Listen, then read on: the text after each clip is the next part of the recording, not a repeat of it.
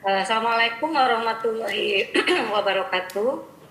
Waalaikumsalam warahmatullahi wabarakatuh. Yang terhormat Ibu Wakil Direktur 1 Pasca Sarjana UM Surabaya yang pada kesempatan ini mewakili Profesor Inam sebagai Direktur Pasca Sarjana penyelenggara kegiatan visiting profesor, karena acara ini kelanjutan dari visiting profesor. Kemudian yang terhormat Bapak Dr. Abdul Qadir selaku moderator juga dari UM Malang. Yang terhormat Bapak Ibu pemateri, Bapak Ibu dosen yang kebetulan hadir pada hari ini. Saya lihat ada teman lama saya dari Bu Sri Mulyaningsih. Selamat jumpa Bu Sri, lama berpuluh tahun tidak jumpa dulu sama-sama S1 di UPI IKIP Bandung ya. Dan saya banggakan mahasiswa yang bisa hadir pada hari ini. Baik, saya akan menyampaikan materi yang akan saya sampaikan adalah melatihkan keterampilan 4C, critical thinking, collaboration, communication, dan creative thinking dalam pembelajaran melalui model pembelajaran investigation based scientific collaborative atau IPSC dalam rangka menyongsong era society 5.0. Saya Penny Suharti dari UM Surabaya, Prodi Pendidikan Biologi. Baiklah, selanjutnya kita melihat abad 21. Saya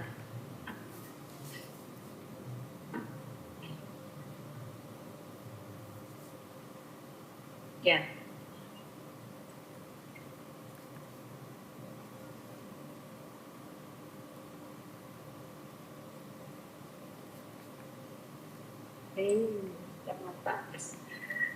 Sebagaimana kita ketahui bahwa keterampilan abad 21 itu merupakan tuntutan global saat ini yang harus diberikan kepada siswa ataupun mahasiswa ya, sebagai bekal dia di dalam menjalani kehidupannya, baik selama dia menuntut ilmu ataupun setelah dia nanti terjun ke masyarakat ataupun bekerja gitu. Nah, keterampilan abad 21 yang saya angkat di sini adalah kolaborasi, komunikasi, berpikir kritis, dan berpikir kreatif. Ya. Kolaborasi adalah untuk mencapai tujuan bersama perlu adanya kolaborasi yang akan melibatkan partisipasi aktif setiap individu. Nah, dan untuk terjadinya kolaborasi. Ibu Penny berkenan di slideshow kan mungkin Ibu? Ini sampun Pak, saya slideshow.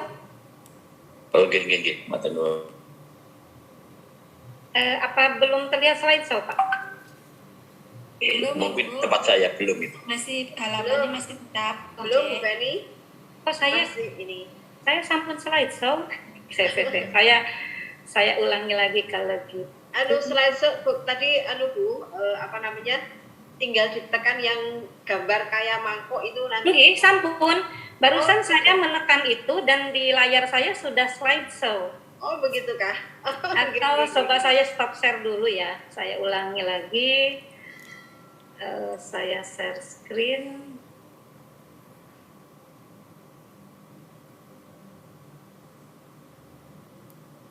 Apa sudah terlihat slideshow? Sudah. Sudah Ibu. Oke, ya. Terima kasih.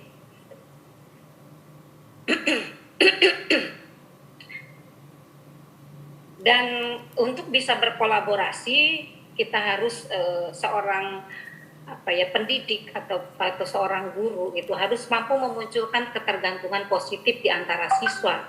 Dengan adanya ketergantungan positif ini akan muncul rasa empati dan rasa peduli sehingga timbul kolaborasi di antara mereka dengan tentunya melibatkan komunikasi juga gitu ya. Dan komunikasi ini adalah soft skill yang erat kaitannya dengan kemampuan individu untuk mengomunikasikan apa yang ingin dia sampaikan.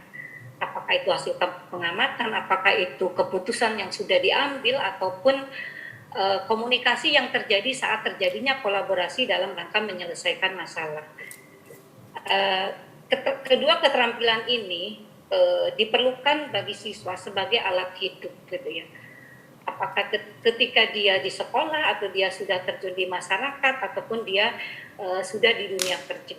Nah, ini merupakan soft skill yang dibutuhkan.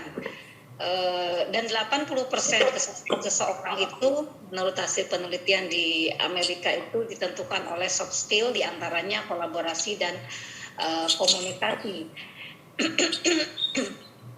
Nah, untuk memunculkan kolaborasi itu perlu dimunculkan adanya ketergantungan positif. Ini mungkin nanti yang menjadi titik ya, titik fokus kita di dalam model pembelajaran yang akan dibahas. Sedangkan critical thinking dan creative thinking itu adalah kemampuan untuk menyelesaikan masalah sehingga dia bisa menjalani kehidupan dan mampu menyelesaikan masalah-masalah yang ditemui dalam kehidupannya.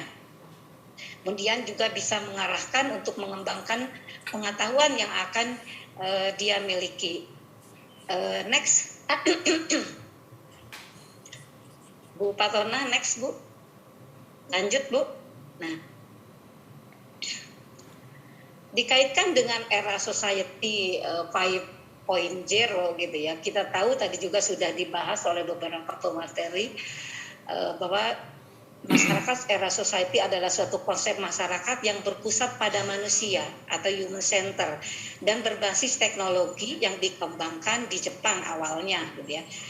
Konsep ini lahir sebagai pengembangan dari revolusi industri yang dinilai berpotensi mendegradasi peran manusia. Jadi mungkin lebih dianggapnya nanti lebih banyak menggunakan mesin-mesin gitu ya. Nah, bagaimana agar manusia itu dengan perkembangan teknologi ini bisa berdampingan? Maka era society 5.0 ini ingin menyeimbangkan gitu antara peran manusia dengan kemajuan teknologi ini. Nah, dengan adanya sehingga manusia itu harus diberikan atau peserta didik ya tanda petik di sini harus diberikan keterampilan-keterampilan yang mampu diterapkan pada penerapan teknologi 4.0 ini. Nah, misalnya seperti dalam kolaborasi itu nanti perlu dimunculkan adanya ketergantungan positif yang akan menimbulkan sifat empati dari siswa yang punya kemampuan tinggi dan menimbulkan sifat keberanian dari siswa yang berkemampuan rendah untuk bertanya gitu ya. Dan tentunya di sini ketika kolaborasi itu terjadi maka otomatis akan mendorong terjadinya komunikasi di antara siswa itu. Kemudian berpikir kritis dan berpikir kreatif ini dibutuhkan ketika misalnya ketika mau menggunakan virtual laboratorium, maka mana yang lebih tepat untuk diberikan kepada siswa gitu kan. Di sini seorang guru pun harus mampu berpikir kritis dan mengajak siswa untuk berpikir kritis dengan materinya itu sehingga ada proses berpikir di sini dan atau bisa juga gurunya kreatif membuat virtual learning yang lebih tepat untuk diberikan kepada siswa gitu ya. Nah, sehingga di era society 5.0 ini manusia menggunakan teknologi modern namun tetap mengandalkan manusia sebagai komponen utama. Artinya manusia itu tetap menjadi subjek gitu ya. Bukan dijadikan tadi kalau istilahnya Prof. Suci itu budak-budak teknologi gitu ya. Nah, selanjutnya pembelajaran yang sesuai untuk melatihkan keempat keterampilan ini adalah pembelajaran yang seperti apa gitu ya. Pembelajaran yang mampu melatihkan keterampilan komunikasi, kolaborasi, berpikir kritis, berpikir kreatif adalah model pembelajaran yang mampu memunculkan ketergantungan positif di antara siswa serta memfasilitasinya terjadinya proses berpikir kritis dan kreatif siswa melalui kegiatan investigasi yang menuntut siswa untuk menyelesaikan permasalahan. Salah satu model yang mungkin bisa dijadikan alternatif adalah model pembelajaran investigation based scientific kolaboratif. Di dalam model ini meminta siswa untuk menyelesaikan permasalahan utama dan sub-sub permasalahan yang nanti menjadi tugas individu dari anggota kelompok itu. Dan permasalahan utama ini baru bisa diselesaikan ketika sub-sub permasalahan itu sudah selesai.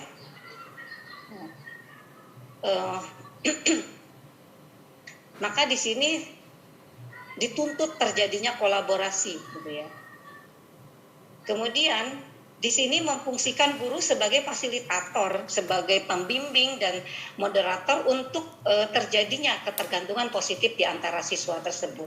Nah, dengan adanya poin-poin ini di dalam model pembelajaran itu, maka collaboration, communication, critical thinking, creative thinking itu bisa terlatihkan di dalam pembelajaran. Nah, next. Ini adalah gambaran sintak yang dihasilkan atau sintak yang ada dari model investigation based scientific kolaboratif ini, di mana sintak-sintak ini didukung oleh teori-teori, ya, sehingga menghasilkan sintak-sintak seperti ini. Nah, dan yang menjadi mungkin kebaruan ya di sini adalah adanya sintak kolaboratif, ya, scientific kolaboratif, investigation kolaboratif sharing task, dan investigation kolaboratif jumping task, ya. Mungkin next aja, nanti biar terlihat langsung di next, Bu. Ini hanya menunjukkan bahwa lahirnya sintak-sintak ini didukung oleh teori-teori yang cukup kuat, gitu. Next, naik ke sebelumnya, Bu, sebelumnya lagi. Sebelumnya ini. Nah, ini. Terima kasih. Nah, ketika lebih jauh lagi kita tentang sintak ini, kenapa model ini mampu memfasilitasi untuk melatihkan 4 keterampilan itu, gitu ya. Kalau motivasi sintak yang pertama, motivasi dan orientasi masalah, mungkin ini hampir di semua sintak ada, bahwa sintak ini adalah ditujukan untuk membuat siswa termotivasi, siswa paham tujuan pembelajarannya, dan siswa mendengarkan arahan guru tentang pembelajaran apa yang akan dilakukan atau kegiatan apa yang akan dilakukan. Nah, kemudian setelah siswa paham, gitu ya, maka kemudian siswa diberi LKS yang bersifat investigation kolaboratif sharing task ini. LKS sharing task ini itu mewadahi ketuntasan KD, gitu. Kalau di SMA dengan mewadahi ketuntasan KD. Nah, di sini jadi KD itu selesai di kolaboratif sharing task ini. Nah, di sini tentunya guru harus menjelaskan bagaimana ketika mengerjakan LKS itu sehingga kolaboratif itu terjadi karena guru berperan sebagai fasilitator, mediator maupun pembimbing untuk memunculkan adanya ketergantungan positif di antara siswa. Dan di sini ada peran yang berbeda dari setiap siswa, sehingga setiap siswa dalam kelompok itu berperan sebagai ahli, ya. Nah, tetapi meskipun begitu, jadi ketika ada siswa yang misalnya ada satu permasalahan utama, kemudian ada 4 permasalahan sub permasalahan, maka setiap siswa yang berisi 4 orang dalam satu kelompok itu masing-masing mendapatkan satu sub permasalahan dan masing-masing mengerjakan, dan itu sebagai keahliannya. Nah, tetapi di sini guru dimaksimalkan perannya sebagai mediator, fasilitator, dan pembimbing. Guru harus mampu melihat siswa mana yang yang mengalami kesulitan dan siswa mana yang kira-kira bisa membantu temannya. Nah, kadang-kadang kan ada siswa yang malu untuk bertanya kepada temannya, atau ada siswa yang punya kemampuan tinggi itu tidak mau membantu temannya. Dan disinilah kita memunculkan ketergantungan positif itu dengan memotivasi siswa yang kurang bisa menyelesaikan permasalahan itu untuk meminta bantuan temannya, dan memotivasi temannya yang punya kemampuan menyelesaikan itu untuk membantu temannya yang dalam satu kelompok ini. Karena ketika suatu permasalahan itu tidak terjawab, maka itu akan menghambat penyelesaian permasalahan utama gitu. Karena permasalahan utama ini baru bisa diselesaikan ketika 4 sumber permasalahan itu, misalnya kalau ada 4, itu berkolaborasi, saling menyumbangkan pemikirannya sesuai dengan apa yang sudah mereka selesaikan. Nah, maka di sini otomatis akan memunculkan komunikasi dan kolaborasi, karena di sini guru, kenapa muncul komunikasi dan kolaborasi? Karena sudah ada keberanian dari siswa yang tidak bisa untuk bertanya kepada temannya, dan siswa yang punya kemampuan tinggi untuk berempati, membantu, dan dinyatakan bahwa ini adalah untuk kepentingan bersama, untuk menyelesaikan permasalahan utama tadi itu. Selanjutnya presentasi, saya kira ini juga hampir semua ada gitu ya di beberapa model pembelajaran. Nah, selanjutnya adalah investigasi kolaborasi jumping task. Nah, LKS ini adalah memberikan permasalahan yang di luar sudah melebihi KD-nya gitu ya, melebihi tuntutan KD-nya, bisa bersifat penerapan ataupun untuk perkembangan ilmu pengetahuan selanjutnya, prediksi-prediksi misalnya, ataupun untuk ke karakter, misalnya dikaitkan dengan karakter religi gitu. Kalau dari biologi kan banyak fenomena-fenomena biologi yang bisa kita jadikan bahan untuk menanamkan karakter religi, misalnya tentang sifat Tuhan sebagai pencipta dan pengatur gitu ya. Nah, ini bisa diselesaikan di dalam kelas, kalau tidak bisa di PR-kan ya, karena memang permasalahannya itu di luar sudah melebihi tuntutan KD, sehingga mungkin ada kelompok yang memerlukan waktu lebih untuk menyelesaikan ini. Kalau tidak selesai bisa di PR-kan gitu ya. Nah, setelah itu kemudian guru mengevaluasi materi terkait dengan minimal sampai pencapaian KD-nya itu di sharing task itu, memotivasi siswa yang tugas jumping task-nya belum selesai ya untuk menyelesaikan di rumah dan memberitahu materi selanjutnya atau jadwal post test yang akan dilaksanakan misalnya kalau KD ini sudah selesai. Nah, kemudian sebagai penguat beberapa hasil penelitian yang sudah diterapkan dengan menerapkan model IBSC ini adalah bahwa pada tahun 2019 itu model IBSC memberikan pengaruh cukup efektif terhadap peningkatan keterampilan kolaborasi siswa ya. Ibu Penny, mohon maaf, waktunya 1 menit lagi. 15. Oke, insya Allah selesai. Kemudian model memberikan cukup efektif terhadap keterampilan komunikasi ya. Ini tadi belum dirubah. Keterampilan komunikasi. Kemudian yang sudah itu juga bisa meningkatkan keterampilan berpikir kreatif siswa ya, yang dilakukan dengan pembelajaran e-learning atau berbasis e-learning. Selanjutnya next.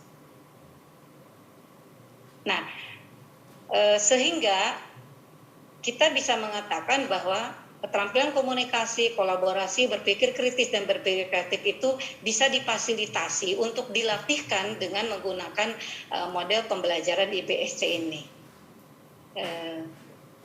Saya kira itu penjelasan dari saya terkait dengan materi IBSC ini. Terima kasih.